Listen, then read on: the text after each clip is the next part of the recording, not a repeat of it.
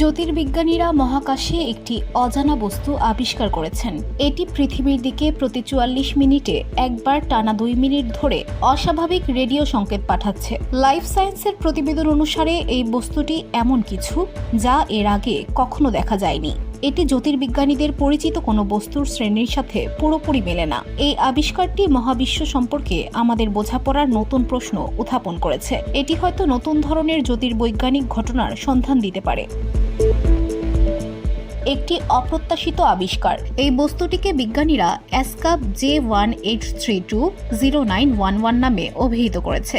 এটি প্রথমবারের মতো 1988 সালে পর্যবেক্ষিত হয়েছিল। তবে এর অস্বাভাবিক আচরণ তরঙ্গ পাঠানো ধরা পড়েছে সম্প্রতি অস্ট্রেলিয়ার মার্চিসন ওয়াইল্ডফিল্ড অ্যারে MWA রেডিও টেলিস্কোপের মাধ্যমে। এই বস্তুটি নিয়মিতভাবে রেডিও তরঙ্গ নির্গত করে, প্রতি 44 মিনিটে একবার।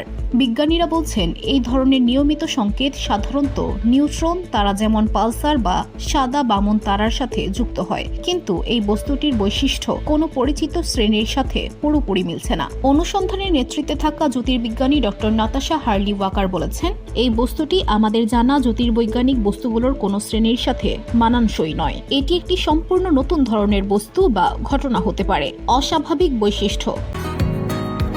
বসুন্ধরা, উত্তরা, বনশ্রী, কুড়িল ও বাড্ডা সহ রাজধানীর বিভিন্ন স্থানে অভিজাত ও অত্যাধুনিক মানের ফ্ল্যাট কেনার এক নির্ভরযোগ্য প্রতিষ্ঠান প্লেজেন্ট প্রপার্টিজ লিমিটেড।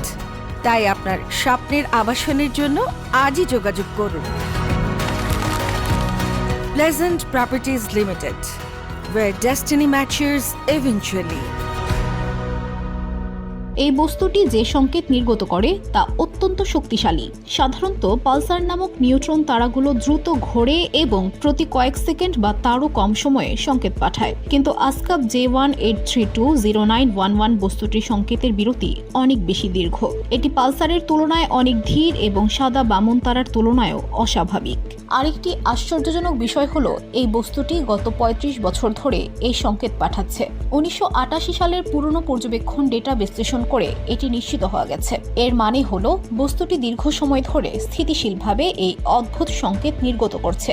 বিজ্ঞানীদের ধারণা, গবেষকরা এই বস্তুটির প্রকৃতি বোঝার জন্য বিভিন্ন সম্ভাবনা বিবেচনা করছেন। একটি সম্ভাবনা হলো এটি একটি অত্যন্ত ধীরগতির নিউট্রন তারকা হতে পারে। আরেকটি সম্ভাবনা হলো এটি একটি সাদা বামন তারা যার শক্তিশালী চৌম্বক ক্ষেত্র রয়েছে এবং একটি সঙ্গী তারার সাথে জোড়ায় ঘুরছে। তবে এই ব্যাখ্যাগুলোর কোনোটি এখনো পুরোপুরি নিশ্চিত নয়। ডক্টর হার্লি ওয়াকার বলেন, বস্তুটি আমাদের বর্তমান জ্ঞানের সীমাবদ্ধতা পরীক্ষা করছে। এটি হয়তো এমন কিছু যা আমরা এর আগে কখনো চিন্তাও করিনি।